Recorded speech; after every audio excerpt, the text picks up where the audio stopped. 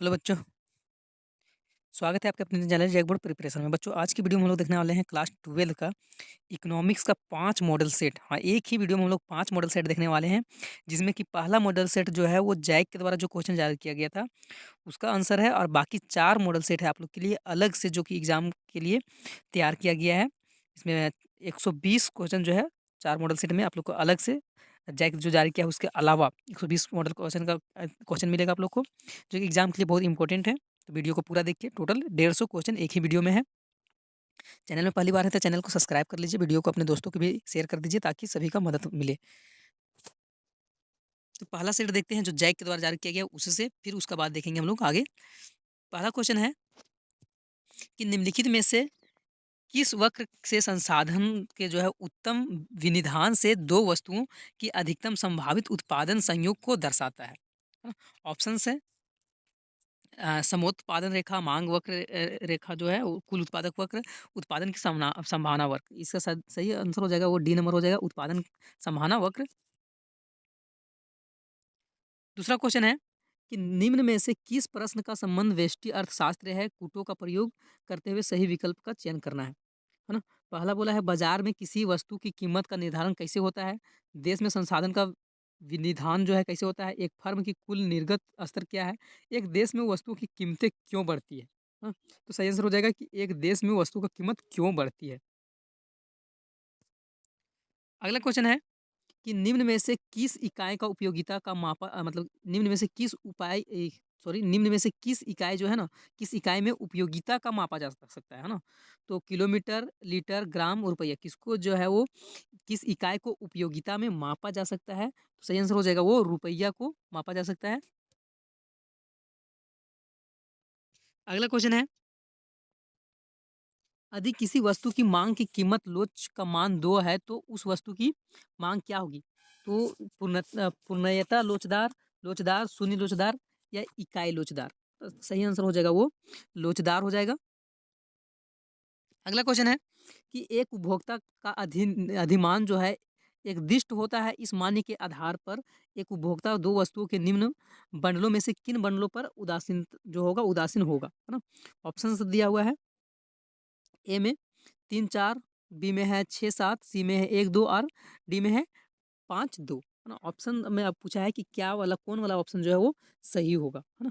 तो इसका जो सही आंसर हो जाएगा वो ए एंड डी, मतलब ए है और ये डी सही हो जाएगा।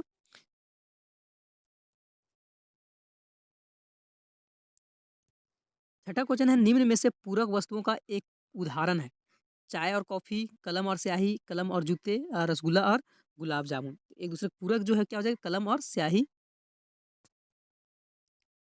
अगला क्वेश्चन है सामान्यतः एक औसत उत्पाद वक्र का आकार होता है, किस तरह का आकार होता है? एक औसत सामान्यतः औसत उत्पाद का जो आकार होता है वो आकार किस प्रकार के होता है? तो वो उल्टे यू के आकार के होता है। सही आंसर हो जाएगा उल्टे यू के आकार के। पैमाने का स्थिर प्रतिफल के उत्पादन फलन में यदि साधनों का दुगुना वृद्धि की जाती है तो उत्पादन में वृद्धि कितना होगा, है ना? कितना गुना हो जाएगा? अगर पैमाने पैमाने की स्थिर जो है प्रतिफल के उत्पादन में फलन जो है उत्पादन फलन में यदि संसाधनों का दोगुना वृद्धि कर दिया जाता है तो उत्पादन में जो वृद्धि होगा वो कितना गुना हो जाएगा? तो 2 गुना इसमें भी हो जाएगा। सही आंसर इसका। अब एक चित्र दिया है और बोल रहा है कि ये चित्र जो है किसको दर्शाता है ना? निम्नलिखित चित्र जो है आयत जो है OABC का क्षेत्रफल जो है क्या दर्शाता है? किस चीज़ को दर्शाता है ना? ये चित्र देखिए, तो ये चित्र जो है किस चीज़ को दर्शाता है? ऑप्शन देखते हैं। कुल लागत, औसत लागत, औसत स्थिर लागत, कुल स्थिर लागत। सही आंसर हो जाएगा कुल स्थिर लागत को ये दर्शा रहा है। पूर्ण प्रतियोग जो है बाजार में फर्म की संख्या होती है कितनी? पूर्ण प्रतियोग बाजार में फर्मों की संख्या जो होता है कितना होता है? तो अत्यधिक होता है इसका। सही आंसर हो जाएगा। आगे बोला है एक पूर्ण प्रतियोगी में जो है एक पूर्ण प्रतियोगी में फर्म के संतुलन की शर्त निम्न में से कौन सी होती है ना? सही आंसर जो हो जाएगा इसका वो हो जाएगा MR बराबर MC, है ना?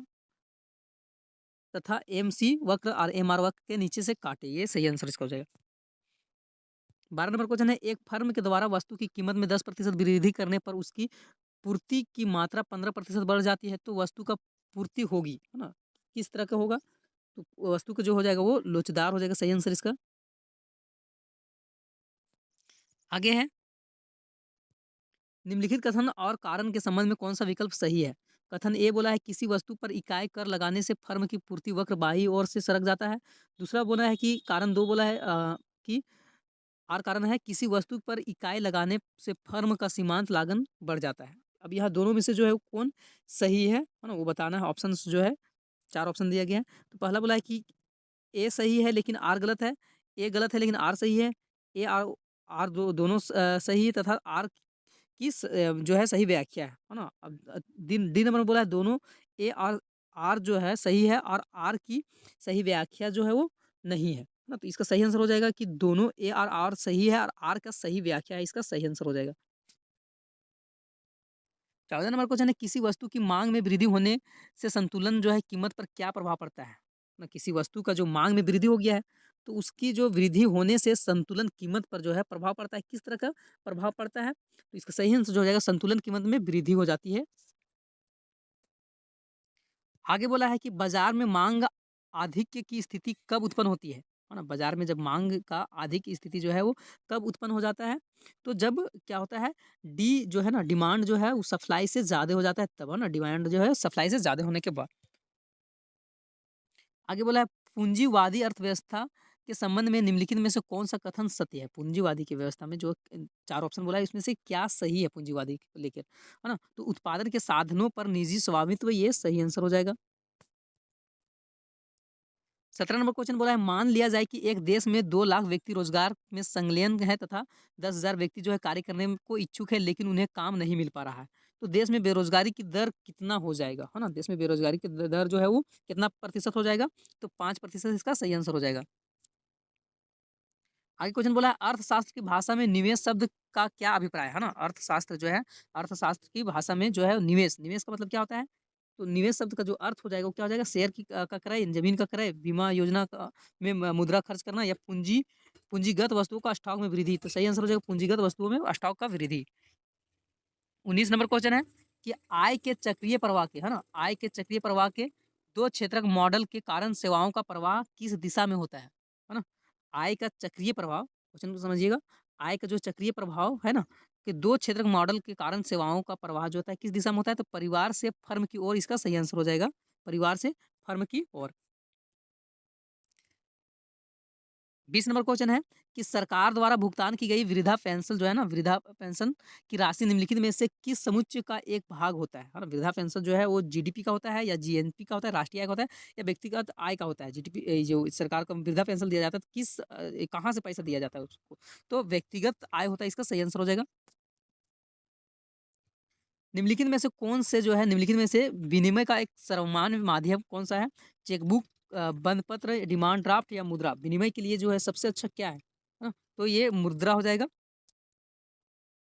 22 नंबर क्वेश्चन है बाजार दर में वृद्धि का मुद्रा की नकदी मांग को क्या प्रभाव होता है ना बाजार दर में वृद्धि का मुद्रा की नगद मांग है ना क्या प्रभाव पड़ता है तो मुद्रा की नकदी मांग में कमी हो जाती है इसका सही आंसर हो जाएगा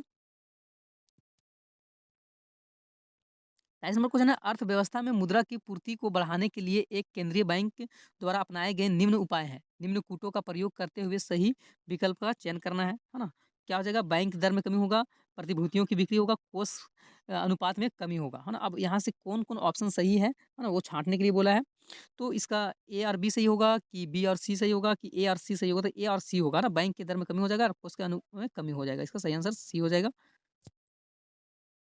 24 नंबर क्वेश्चन बोला है निम्नलिखित में से किस कर को कागजी कर भी कहा जाता है कौन सा कर जो है टैक्स को कागजी कर बोला जाता है आय कर को निगम कर को संपत्ति कर को या सीमा कर को सही आंसर हो जाएगा वो संपत्ति कर 25 नंबर क्वेश्चन है निम्नलिखित में से प्रत्यक्ष कर का एक उदाहरण है डायरेक्ट जो हम लोग कौन सा कर देते हैं उत्पादन कर उत्पाद कर निगम कर सेवा कर कौन सा जो है डायरेक्ट टैक्स है ना तो निगम कर इसका सही आंसर हो जाएगा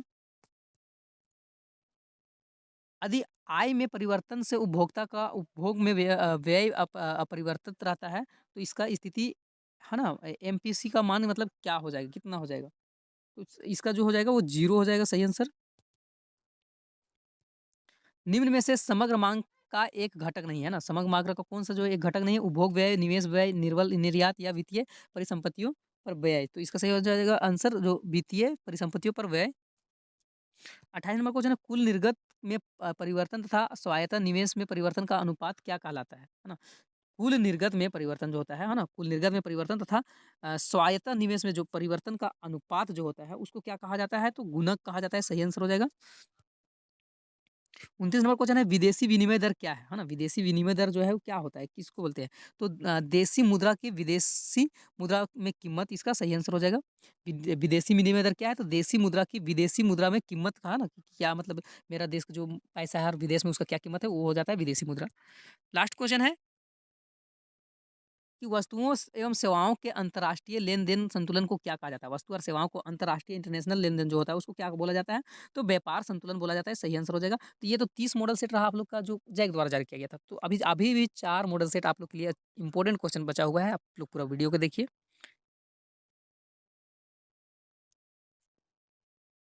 आगे क्वेश्चन है, अवसर लागत जो होता है ना, वो क्या है? अवसर लागत किसको बोलते हैं? क्या होता है अवसर लागत? तो अवसर जो लागत है, वो वह विकल्प जिसका परित्याग कर दिया गया है, खोया हुआ अवसर, हस्तांतरण, इनमें से सभी। तो इसका सही आंसर हो जाएगा इसमें से सभी। दूसरा क्वेश्चन है, किसी वस्तु की मानवीय आवश्यकता को संतुष्ट करने की क्षमता है। उपभोग, उपयोगिता, गुण, रुचि। इसका राइट आंसर हो जाएगा वो उपयोगिता हो जाएगा। आगे बोला है कि उपभोक्ता की सर्वाधिक संतुलन के लिए वस्तु की सीमांत उपयोगिता उसके मूल्य के समान होनी चाहिए, वस्तु की सीमांत उपयोगिता उसके मूल्य से अधिक होना चाहिए, या सीमांत उपयोगिता और मूल्य का कोई संबंध नहीं होता है, या इनमें से कोई नहीं। तो सही आंसर हो जाएगा, वस्तु की सीमांत उपयोगिता उसके मूल्य के समान होनी चाहिए, सही आंसर हो जाएगा। चौथा क्वेश्चन है, निम्नलिखित में से किसके परिवर्तन से मांग में परिवर्तन नहीं होता है ना? कौन बदल जाएगा तो मांग, डिमांड में जो होता है वो परिवर्तन नहीं होता है। मूल्य में परिवर्तन, आय में परिवर्तन, रुचि तथा फैशन में परिवर्तन, इनमें से कोई नहीं, है ना? तो इनमें से कोई नहीं हो जाएगा, है ना? सभी में, इसमें जो मूल्य में भी परिवर्तन होता है, तभी भी मांग में परिवर्तन, ये बोला है कि निम्नलिखित में से किसका परिवर्तन से, है ना? तो मांग में परिवर्तन नहीं होता है, तो ये सब में मांग में परिवर्तन होता है, इससे इनमें से कोई नहीं, सही आंसर हो जाएगा। आगे बोला है, मूल्य वृद्धि की गिफिन वस्तु की माँग, है ना? मूल्य वृद्धि से गिफिन वस्तु की जो माँग रहता है, क्या होता है? बढ़ जाता है, घट जाता है, स्थिर रहता है, या फिर तो अस्थिर हो जाता है। तो सही आंसर हो जाएगा वो बढ़ जाता है। छठा नंबर क्वेश्चन है, अक्षों के केंद्र से निकलने वाली सीधी पूर्ति रेखा लोच, है ना? इकाई से कम होता है, इकाई से अधिक होता है, इकाई के बराबर होता है, या फिर तो शून्य होता है। तो सही आंसर हो जाएगा वो इकाई के बराबर होता है। सातवां क्वेश्चन है, उत्पादन का सक्रिय साधन है। उत्पादन का जो सक्रिय साधन क्या है? पूंजी है, श्रम है, भूमि है, या इनमें से कोई नहीं। उत्पादन के लिए जो बोला है, क्या सक्रिय साधन हो सकता है? तो श्रम हो जाएगा, सही आंसर। आगे बोला है 8वां नंबर, औसत लागत वक्र का आकार होता है किस तरह का? औसत लागत का जो वक्र होता है, ग्राफ बनता है, उसका आकार किस तरह का होता है? तो यू अक्षर जैसा होता है, सही आंसर हो जाएगा। आगे बोला है, किस बाजार में औसत आय जो है सीमांत आय के बराबर होता है? कौन-सा बाजार में, है ना? किस बाजार में जो है औसत आय और सीमांत आय जो होता है, ये बराबर होता है ना? इक्वल होता है, तो पूर्ण प्रतियोगिता हो जाएगा, सही आंसर इसका। जब सीमांत उपयोगिता ऋणात्मक होती है, तब कुल उपयोगिता किस तरह का होता है ना? सीमांत उपयोगिता जब नेगेटिव में जाता है, तो कुल उपयोगिता जो है वो क्या होता है? तो कुल उपयोगिता जो है वो घटने लगती है, सही आंसर हो जाएगा। अधिक किसी वस्तु का मूल्य 40% परिवर्तन के कारण माँग में जो है वो 60% माँग हो जाएगा, है ना? अधिक किसी वस्तु का मूल्य में 40% परिवर्तन के कारण, है ना? माँग में जो है 60% जो है परिवर्तन है, तो माँग जो है, माँग का लोच क्या हो जाएगा? ना माँग का लोच जो है वो, तो इसका सही आंसर -1.5 हो जाएगा। अस्थायी पूँजी के उपभोग को क्या कहते हैं? अस्थायी पूँजी का जो उपभोग होता है, उसको क्या बोला जाता है?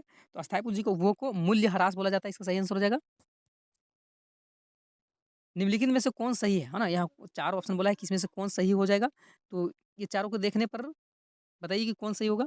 तो परियोज्य आय बराबर जो है व्यक्तिगत आय से घट जाता है प्रत्यक्ष आय, या फिर तो परियोज्य आय बराबर जो है वो परियोग आय का यहाँ जो है ना, परियोज्य आय उसका फ़ॉर्मूला पूछा है। तो परियोज्य आय का जो फ़ॉर्मूला होता है वो क्या होता है? तो परियोज्य आय व्यक्तिगत आय और प्रत्यक्ष कर जो होता है, और जितना व्यक्ति का आय है और उसके बाद उसको कर, डायरेक्ट कर कितना देना पड़ रहा है, उस दोनों को माइनस करने के बाद जो आता है, सही आंसर इसका ये हो जाएगा।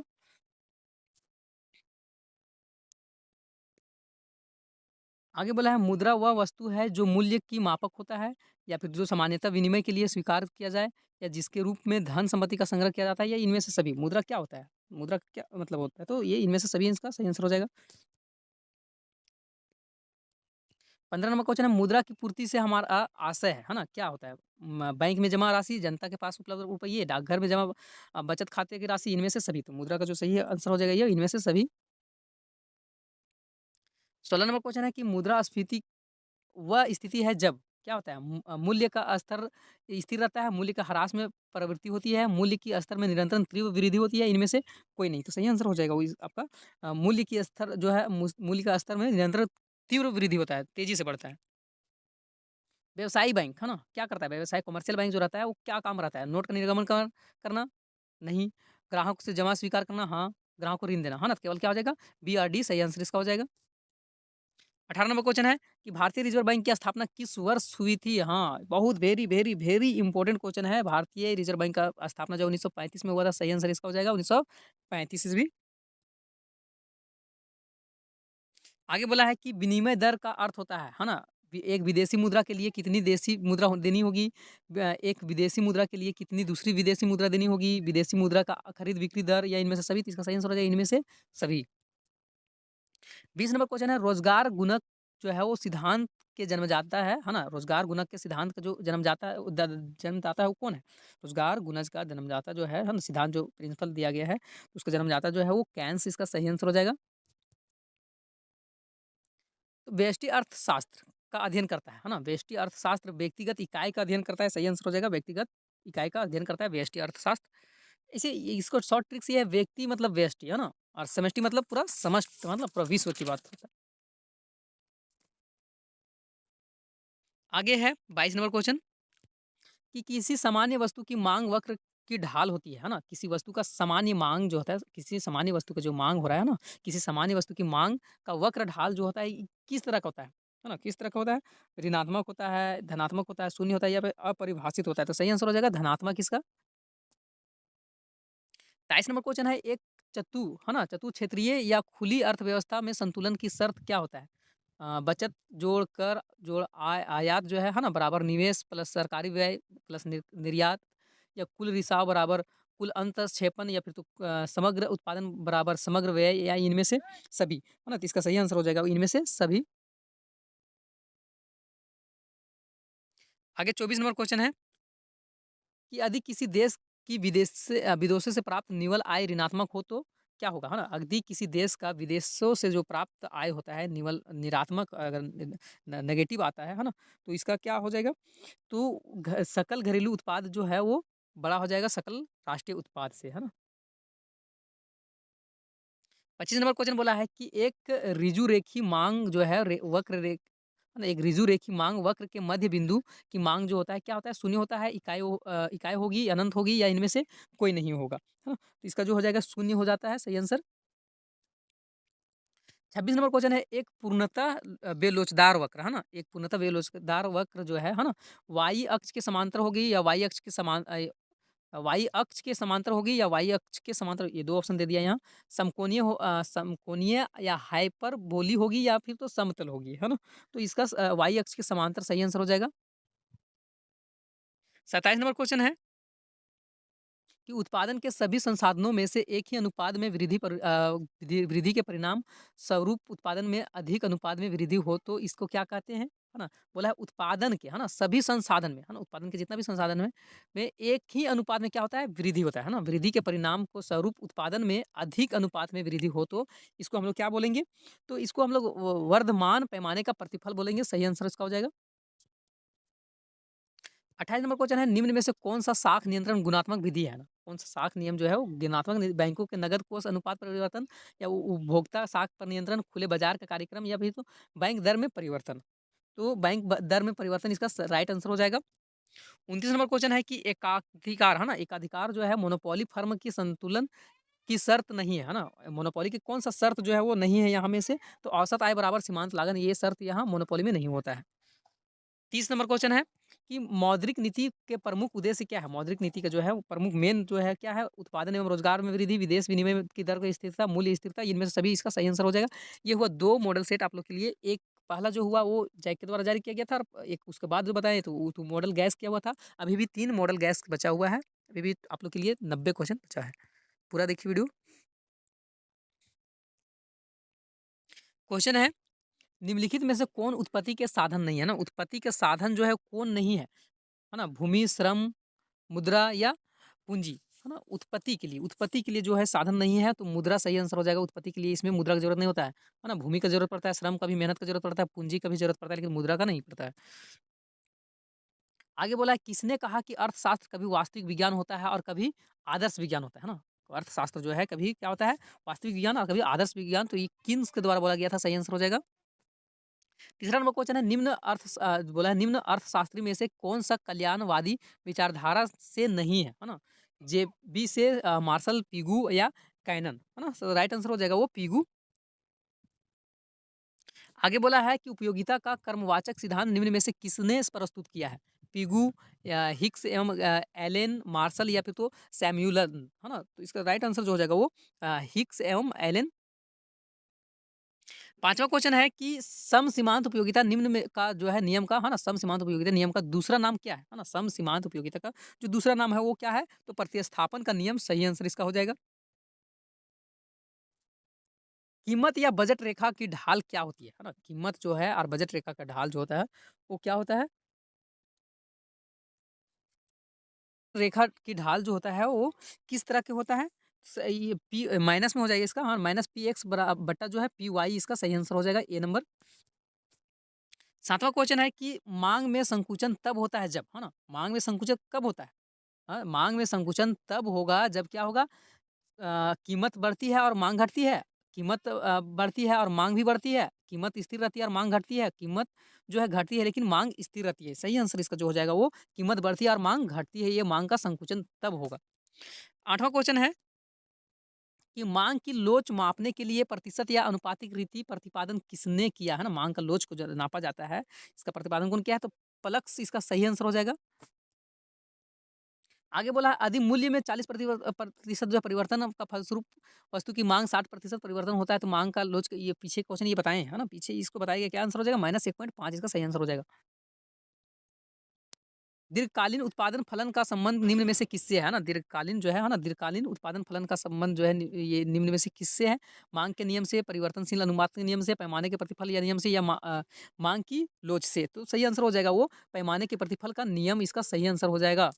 आगे क्वेश्चन है 11 नंबर कि अल्पकालीन उत्पादन की दशा में एक विवेकशील उत्पादन किस अवस्था में उत्पादन करना पसंद करेगा? है ना? प्रथम अवस्था, द्वितीय, तृतीय, इनमें से कोई नहीं। क्या हो जाएगा आंसर? तो द्वितीय सही आंसर हो जाएगा।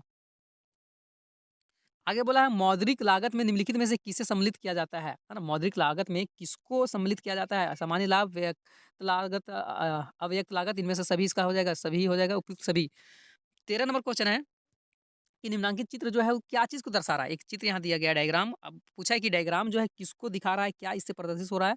तो पूर्ति का विस्तार, पूर्ति का संकुचन, पूर्ति का वृद्धि, इनमें से कोई नहीं, तो पूर्ति का विस्तार हो रहा है, इसमें दर्शा रहा है। ये जो डायग्राम दिखा रहा है वो पूर्ति का क्या दिखा रहा है?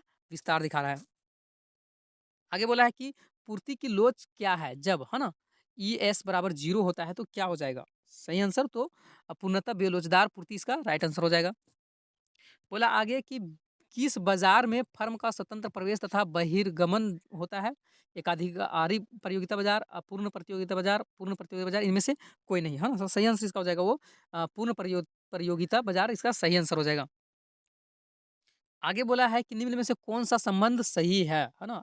4 ऑप्शन में ये फ़ॉर्मूला दिया हुआ है, तो कौन-सा फ़ॉर्मूला जो है सही है? तो सीमांत आगम बराबर जो होता है, ये सही आंसर हो जाएगा पहला इसका। आगे बोला है कि किसने कीमत निर्धारण के समय तत्व का विचार प्रस्तुत किया है ना? किसने जो है वो कीमत निर्धारण के समय जो है, समय तत्व जो है विचार के लिए वो प्रस्तुत किया है। सही आंसर इसका जो हो जाएगा वो मार्शल। बाजार मूल्य का संबंध निम्नलिखित में से किससे है ना? बाजार मूल्य का संबंध जो है अस्थायी मूल्य, अति अल्पकालीन मूल्य, सामान्य मूल्य, इनमें से सभी। तो सही आंसर हो जाएगा वो अति अल्पकालीन मूल्य, इसका सही आंसर। आगे बोला है कि अस्थायी पूंजी का जो उपभोग क्या है ना? अस्थायी पूंजी का उपभोग जो है क्या है? पूंजी निर्माण, घिसावट या निवेश, इनमें से सभी, है ना? तो सही आंसर जो हो जाएगा वो घिसावट। आगे बोला है कि घिसावट व्यय किसमें सम्मिलित रहता है ना? घिसावट व्यय जो है किसमें सम्मिलित रहता है ना? घिसावट व्यय जो है वो किस चीज़ में सम्मिलित रहता है? तो जीएनपी, एमपीए, सही आंसर इसका हो जाएगा। आगे बोला है द्वितीय क्षेत्र में निम्नांकित में से कौन-सा सेवाएँ सम्मिलित है? द्वितीय क्षेत्र में किसको सम्मिलित किया गया है? बीमा को, विनिर्माण को, व्यापार को, बैंकिंग को। द्वितीय क्षेत्र में जो है वो विनिर्माण इसका सही आंसर हो जाएगा 21 नंबर का। बी नंबर सही हो जाएगा, विनिर्माण होना चाहिए, है ना? निर्माण लिखा हुआ है, विनिर्माण होगा। 22 नंबर क्वेश्चन है राष्ट्रीय आय में निम्नलिखित में से किसे सम्मिलित किया जाता है? राष्ट्रीय आय में किसको शामिल किया जाता है? हस्तांतरण भुगतान को, शेयर और ब्रांड की बिक्री की प्राप्त राशि को, काले धंधे से प्राप्त आय को या फिर तो इनमें से कोई नहीं, है ना? तो यहाँ तो हो जाएगा इनमें से कोई नहीं सही आंसर।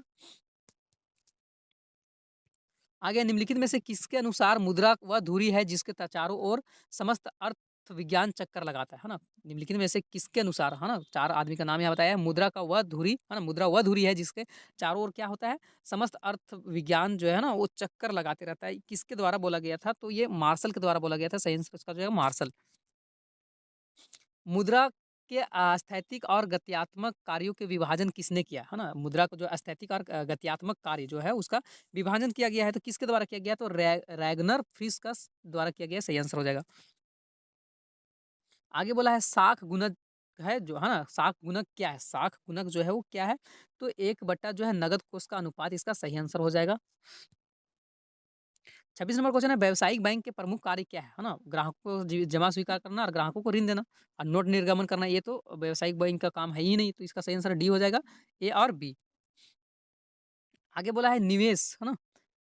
आगे क्वेश्चन है निवेश के निर्धारक घटक कौन-सा है? निवेश के लिए पूँजी का सीमांत क्षमता या फिर तो ब्याज दर, है ना? निवेश के लिए जो क्या, तो सही आंसर इसका जो हो जाएगा वो दोनों हो जाएगा। पूँजी का सीमांत क्षमता या ब्याज का जो दर होता है वो।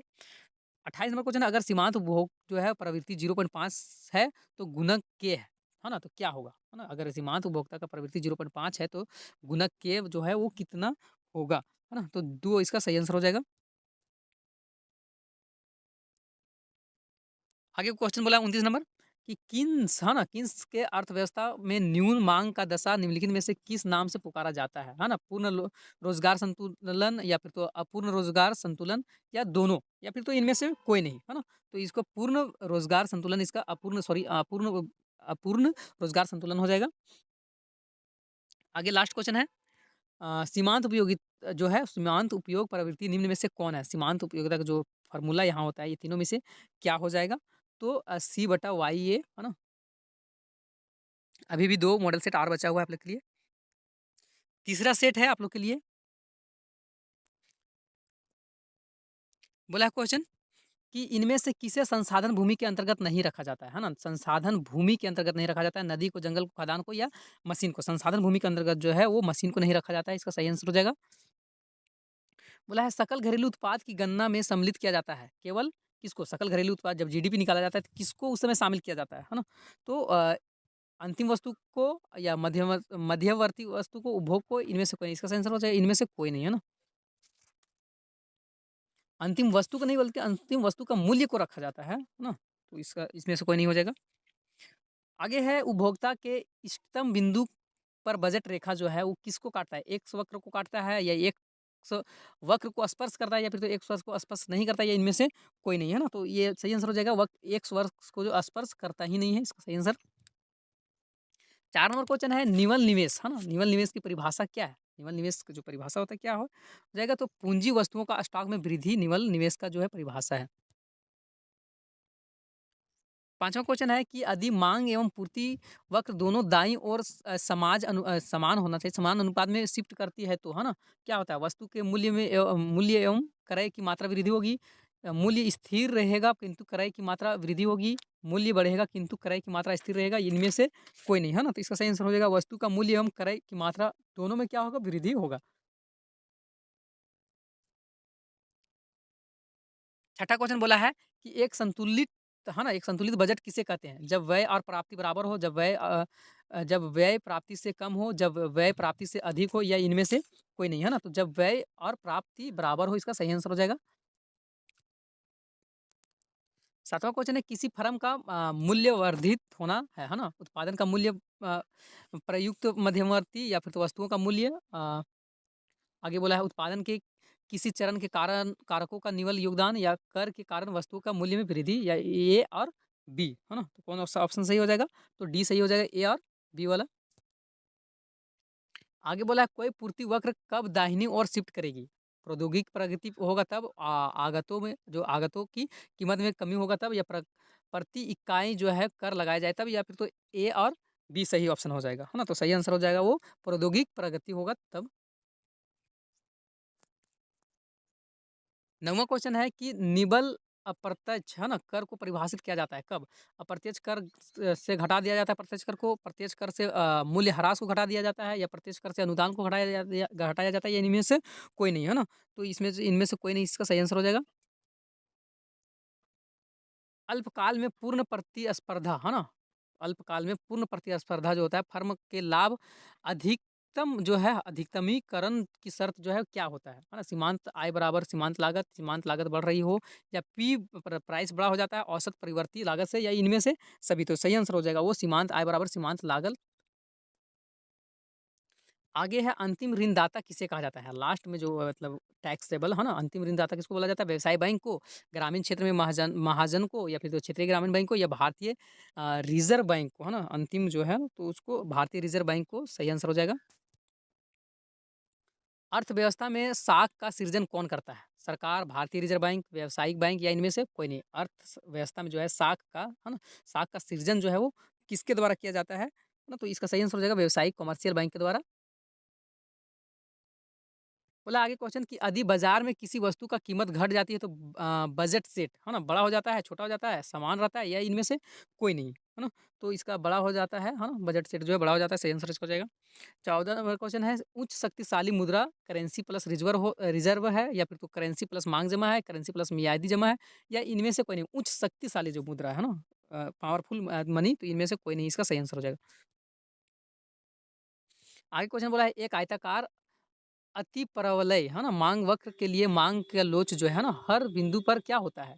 ई बराबर 0 होता है, ई बराबर 1 होता है, ई बराबर अपरिभाषित होता है, या फिर तो ई माइनस स्थिर राशि होता है। तो सही आंसर हो जाएगा ई बराबर 1 होता है। 16 नंबर क्वेश्चन है, काब डगलस, है ना, का उत्पादन फलन जो है ना, क्यू बराबर एक्स का मतलब ये जो है कि में पैमाने पर प्रतिफल होगा, किस तरह का प्रतिफल का पैमाना हो जाएगा? तो इसका सही आंसर हो जाएगा, है ना, अल्फा प्लस बीटा, इसका सही आंसर हो जाएगा। आगे बोला उत्पादन के संसाधन के रूप में उद्यमी का कार्य क्या है? संसाधनों को इकट्ठा करना, उत्पादन की प्रक्रिया को व्यवस्थित करना, उत्पादन के खतरे को वहन करना, ये इनमें से सभी, है ना? तो राइट आंसर जो हो जाएगा इनमें से सभी। आगे बोला है उत्पादन संभावना वक्र मूल्य बिंदु की ओर उन्दोदर होता है, चूंकि सीमांत प्रतिस्थापना का दर जो है स्थिर रहती है, सीमांत प्रतिस्थापना का दर ह्रासमत होती है, सीमांत प्रतिस्थापन का दर जो है वर्धमान होती है, इनमें से कोई नहीं, है ना? तो सही आंसर इसका जो हो जाएगा इनमें से कोई नहीं। आगे बोला है कि पूर्ण प्रतिस्पर्धा बाजार में औसत आगम, है ना, अ, औसत आगत जो है वो सीमांत आगत का आगम का अरे हम मूल्य के बीच में संबंध किस तरह का होता है ना? पूर्ण प्रतिस्पर्धा बाजार में, जब पूर्ण प्रतिस्पर्धा बाजार होता है तो इस सब में रिलेशन जो है ये सब किस तरह का रहता है ना? तो इसका सही आंसर हो जाएगा पी बराबर ए आर, है ना, और एम आर इसका मार्जिनल, ये सही हो जाएगा ये। आगे बोला है कि औसत उत्पादन वक्र की आकृति होती है, किस तरह का होता है? औसत उत्पादन का जो आकृति होता है वो अंग्रेजी का यू अक्षर का होता है, इसका सही आंसर हो जाएगा। सार्वजनिक वस्तुओं प्रतिस्पर्धा नहीं होती है ना, सार्वजनिक वस्तु की प्रतिस्पर्धा नहीं होती, इसका अर्थ क्या है? किसी व्यक्ति को उपभोग करने से वस्तु की मात्रा में वृद्धि होती है, वस्तु की मात्रा में कमी होती है, वस्तु की मात्रा में कमी नहीं आती है, इनमें से कोई नहीं, है ना? तो सही आंसर हो जाएगा वो वस्तु की मात्रा में कमी नहीं आती है। 22 नंबर क्वेश्चन है अल्पकालिक अल्पाधिकार बाजार, है ना? अल्पाधिकार बाजार में क्या होता है? 2 से अधिक विक्रेता होते हैं, केवल 2 विक्रेता होते हैं, कुछ विक्रेता होता है, इनमें से सभी। सही आंसर क्या हो जाएगा इसका? तो कुछ विक्रेता होते हैं, इसका राइट आंसर हो जाएगा।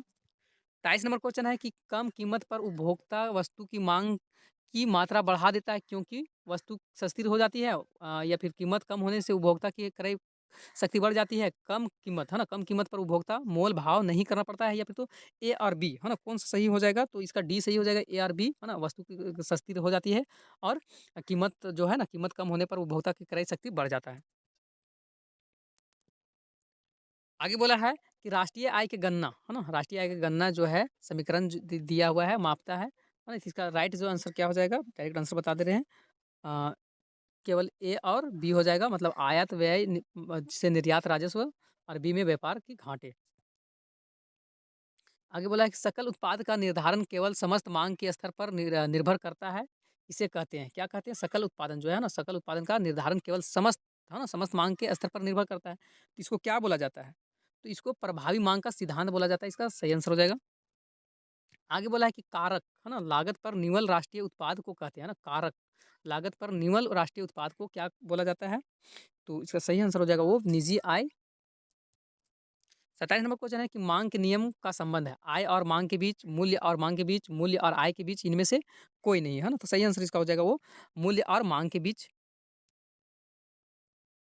28 नंबर है करेंसी नोट के विषय में कौन सा कथन सही नहीं है? इसे कागजी मुद्रा कहते हैं, इसे वैधानिक पत्र भी कहते हैं, इसका आंतरिक मूल्य नहीं होता है, इसका अंकित मूल्य सिक्के से कम होता है। कौन सा जो बात बोला है वो गलत है ना, तो इसका आंतरिक मूल्य नहीं होता है।